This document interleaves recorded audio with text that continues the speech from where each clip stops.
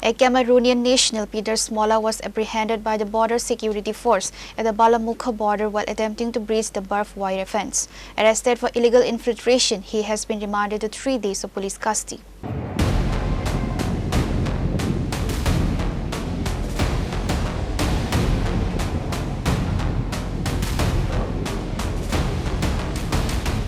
According to reports, Peter Molla attempted to illegally enter Indian territory through the Ballamukha area in Belonia under the cover of early morning darkness.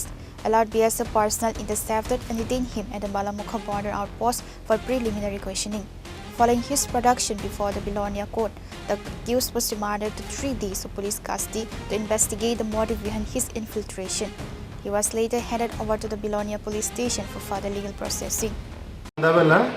আমাদের 43 battalion BSF Ishanchandra Nagar এক আধিকারিক Peter's মোল্লাস নামে একজন লোককে আমাদের কাছে handover করে, যা উনি ক্যামেরুনের বাসিন্দা। উনি অবৈধভাবে ইন্ডো বাংলা বর্ডার ক্রস করে ভারতে প্রবেশ করেছিল এবং আমাদের কাছে হ্যান্ডওভার করার পর আমরা আইনি প্রক্রিয়া শুরু করি। ওনার এগেনস্টে একটা মামলা দায়ের করি, যার নাম্বার 44/2026। এটা ইমিগ্রেশন ও ফরেনার অ্যাক্ট 2025 ওই সেকশনে রিলিভেন্ট সেকশনে একটা মামলা হয়েছে এবং ওই মামলার আসামি পিটার্স মোল্লা, যিনি নাকি ক্যামেরুনের ন্যাশনাল, ওনাকে আজকে আদালতে প্রেরণ করা হয়েছিল এবং আদালত আমাদের প্রেয়ার অনুসারে 3 দিনের পুলিশ রিমান্ড মঞ্জুর করেছেন। বর্তমানে আসামি পুলিশ রিমান্ডে আছে। Law enforcement agencies and the BSF are actively investigating local and cross-border linkages to identify any networks that facilitated his entry.